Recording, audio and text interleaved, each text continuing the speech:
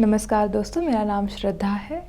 आप सभी का इस वीडियो में स्वागत है। तो दोस्तों, आज की इस वीडियो में हम देखने वाले हैं मेडिटेटिव आसनास, यानी कि ध्यानात्मक आसन। इन आसनों को शुरू करने से पहले कुछ ज़रूरी सूचनाएं। अगर आपको किसी भी तरीके की नी इंजरी हो, नी अर्थराइटिस हो, एंकल या फिर काफ में इंजरी हो और आपको ज़मीन पर बैठने से दिक्कत होती है, तो आपको इन आसनों का अभ्यास सावधानी के साथ करना है या तो फिर अवॉइड करना है। अगर आपको पीठ रिलेटेड कोई भी इंजरी हो, बैक रिलेटेड कोई भी इंजरी हो, तब भी आपको इन आसनों को उस वक्त करना नहीं है। जब आप पूरी तरीके से फिजिकली फिट हो तभी इन आसनों का अभ्यास करें। इन आसनों को खाली पेट करना चाहिए। मेडिटेटिव आसन जो है कई तरह के होते हैं। आज के इस वीडियो में हम सिटिंग पोजीशन में किए जाने वाले मेडिटेटिव आसनास के बारे में जानेंगे। सबसे पहले हम शुरू करेंगे सबसे इजी आसन, जो है सुखासन। सुखासन यानी कि इजी पोज, जिसे दंडासन की स्थिति से हम शुरू करेंगे। इस प्रकार से दोनों पैरों को घुटनों से मोड़ते हुए, इस प्रकार से आप लेफ़्ट लेग को पहले मोड़ सकते हैं और फिर राइट लेग। तो अगर आपको इस पोजीशन में कंफर्टेबल ना लगे तो आप कुशन का इस्तेमाल कर सकते हैं। जो इतना मोटा का कुशन होता है उसके ऊपर आपको बैठना है, जिससे कि आपकी बैक जो है थोड़ी सी अपलिफ्ट हो जाएगी ज़मीन से और आप कंफर्टेबली ज़्यादा से ज़्यादा देर के लिए मेडिटेटिव आसनास में और ज़मीन के ऊपर कंफर्टेबली बैठ पाएंगे। इस पोजीशन में दोनों हाथों को हम अलग अलग मुद्राओं में रख सकते हैं, जैसे कि ये है ज्ञान मुद्रा। ज्ञान मुद्रा यानी कि जो इंडेक्स फिंगर और थंब है उन्हें एक दूसरे से इस प्रकार से जोड़ना है और नीज के ऊपर रख दें। बैक स्ट्रेट, शोल्डर्स रिलैक्स्ड और आँखों को कोमलता से बंद करेंगे। तो दोस्तों, ये है सुखासन, इजी पोज। इस प्रकार से ध्यान के अभ्यास के लिए हम मेडिटेटिव पोस्चर्स का इस्तेमाल कर सकते हैं, उनका अभ्यास कर सकते हैं। तो सुखासन के बाद हम अगला आसन देखेंगे पद्मासन, जो भी हम दंडासन की स्थिति से शुरू करेंगे। सबसे पहले राइट लेग को घुटने से मोड़ते हुए लेफ़्ट थाई के ऊपर रखना है और फिर लेफ़्ट लेग को घुटने से मोड़ते हुए राइट थाई पे रखेंगे। हील जितनी ज़्यादा से ज़्यादा आप एब्डोमेन के पास लेकर आ सको उतना पास लेकर आना है और पद्मासन को कॉम्पैक्ट बनाना है।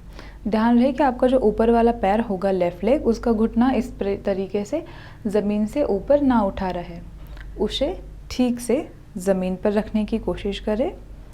और फाइनल पोजीशन में हर जो भी मेडिटेटिव पोस्चर हम सिटिंग पोजीशन में कर रहे हैं, उन सारी सिटिंग पोजीशंस में दो चीज़ों का ध्यान रखना है। सबसे पहली बात, ये पीठ सीधी रहेगी, स्पाइन इरेक्ट रहेगा। और दूसरी बात, हमारा सर, गर्दन और पीठ जो रहेगी वो एक लाइन में रहेगी। सर को नीचे झुकाना नहीं है या फिर ऊपर की तरफ भी नहीं देखना है। चिन जो रहेगी पैरेलल टू द फ्लोर, हर एक सिटिंग मेडिटेटिव पोस्चर में। अब हमने सुखासन में ज्ञान मुद्रा का अभ्यास देखा, अब हम देखेंगे चिन्मय मुद्रा।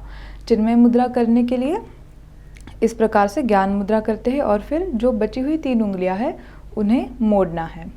इस प्रकार से पाम फेसिंग अपवर्ड पोजीशन में रहेगा। कंधों को रिलैक्स रखते हुए आँखों को कोमलता से बंद करेंगे।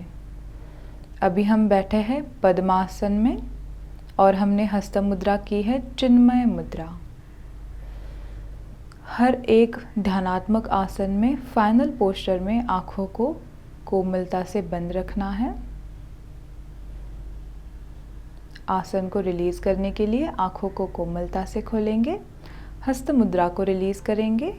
सबसे पहले लेफ़्ट लेग को सीधा करेंगे और फिर राइट लेग को सीधा करते हुए दंडासन में बैठ जाएंगे। अगला आसन हम देखेंगे सिद्धासन।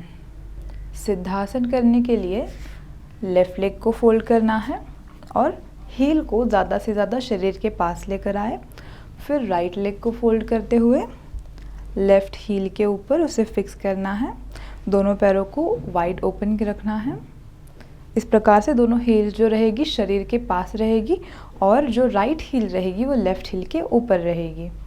दोनों हाथ हम नीज़ पे रखेंगे। इसमें भी बैक स्ट्रेट रहेगी, शोल्डर्स रिलैक्स्ड। और जब आप आसन स्थिति की फाइनल पोजीशन में हो तब आँखों को कोमलता से बंद करना है।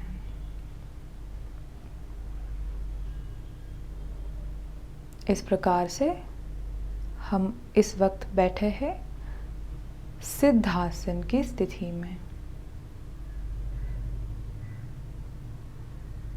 सिद्धासन की स्थिति को रिलीज करने के लिए आँखों को कोमलता से खोलेंगे और दोनों हाथों को रिलीज करना है।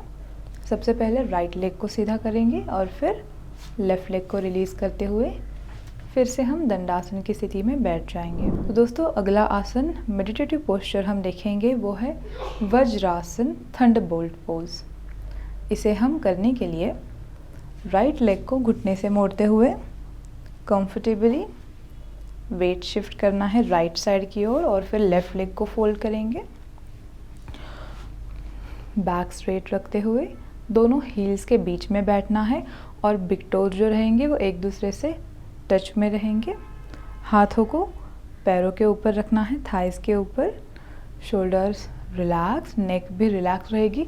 कंधों को इस प्रकार से ऊपर उठाकर नहीं रखेंगे, कंधे रिलैक्स पोजीशन में। और फाइनल स्थिति में आंखें कोमलता से बंद।